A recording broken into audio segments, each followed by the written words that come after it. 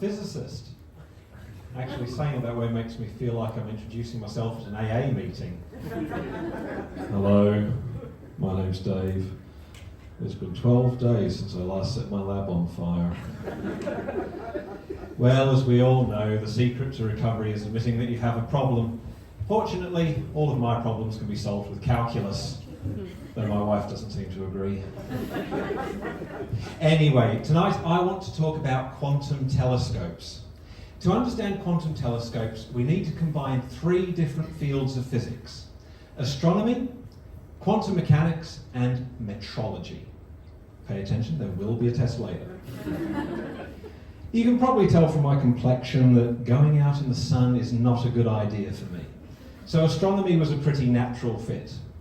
And astronomy is pretty simple. Wait till dark, look up. Unfortunately, pasty white things are still the bane of my existence. It's just typical. For 6 months of every year, you can't see the thing you want to look at because the goddamn sun is in the way, and then the clouds come to ruin your evening. I'm not religious, but I do sometimes wonder if God is trying to send us a message.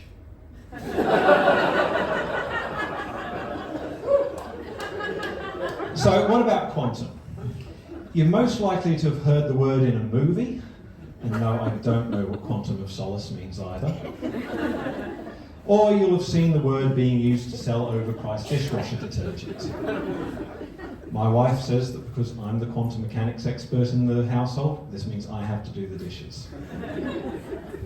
And no, I didn't just slap the word quantum on the side of my telescope in the hopes that people would give me money. Okay, that bit might not be completely true. Quantum basically means that we are dealing with single particles of light called photons. And at the quantum mechanical level, things behave really weirdly. Light can be both a wave and a particle. Particles can be in two places at once. If you put a cat in a box with a vial of poison triggered at random, the cat is both alive and dead. They say that no one really understands quantum mechanics, but that's not true. There are people who genuinely understand it. I'm not one of them. To me, it just sounds like the universe is being indecisive. Like my wife when I ask her where she wants to go for dinner. And for all you animal lovers out there, Schrödinger's cat was just an absurd postulate. He never actually put a cat in a box to see if it was both alive and dead. Though I wish someone had told me that before I tried the experiment. The benefit of quantum mechanics is that we can use these absurd properties to make new technologies with sensitivities and precision beyond anything we can do with normal classical physics. And that brings us to metrology. Not to be confused with meteorology, for obvious reasons. Metrology is the science of measurement. Metrology is about quantifying our errors and uncertainties so that when we say that the length of something is 1 meter-ish, ish means accurate to 18 decimal places. Yes, as you're probably thinking, you have to be a particular type of pedantic nerd to do metrology. But it's okay. We know how boring we are. We can measure it.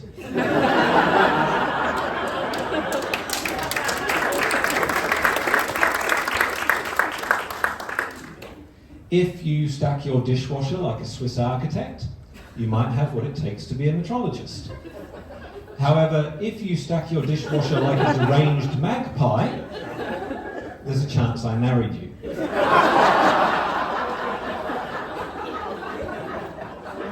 My wife doesn't like it when I critique how she stacks the dishwasher, but hey, apparently I'm the expert. So, now we need to take all of this and put it together to build a quantum telescope. I told you there would be a test later. Astronomers know, and most of us would probably agree, that bigger is better. The Very Large Telescope has mirrors 8 meters across. The Large Binocular Telescope is 12 meters across. And the Extremely Large Telescope, currently under construction, will be 39 meters across. And yes, those are the actual names of the telescopes. I'm not kidding.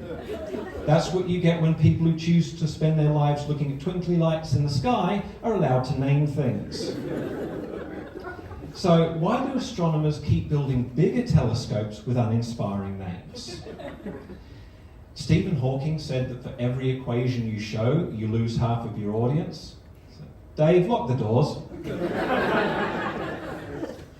This is the equation for the resolution of any imaging system, whether it be a telescope, your eye, or that unusually large telephoto lens your creepy neighbour owns. Might be time to install frosted glass in the upstairs bathroom. D is the diameter of the telescope. The larger D is, the finer the resolution and the smaller the detail the telescope can see. So as I said, bigger is better. You want the largest D possible.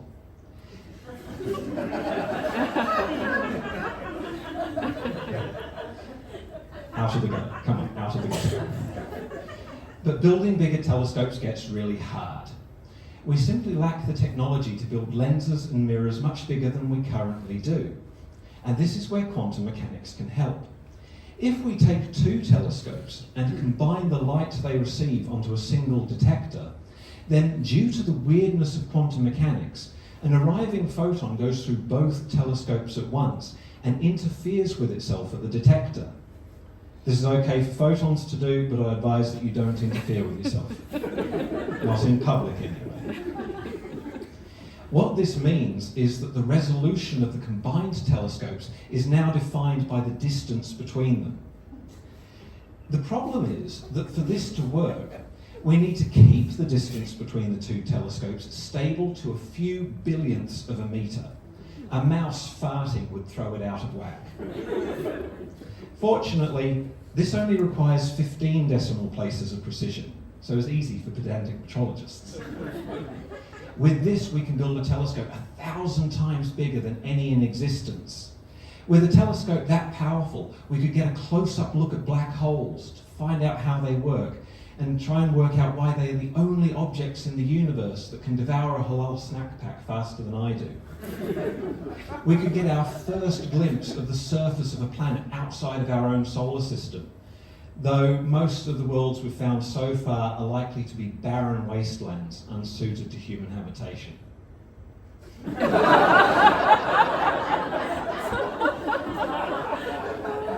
And we could make loads of money off gullible people with quantum astrology. What do you think of these ones? You both will and will not find true love today. Or how about, when you come to a fork in the road, take the road less travelled and the road most travelled at the same time. When I was writing this joke, I thought, what's the most absurd thing you could do with a quantum telescope? Ah, quantum astrology. Then I found out that the astrologers had already had the idea.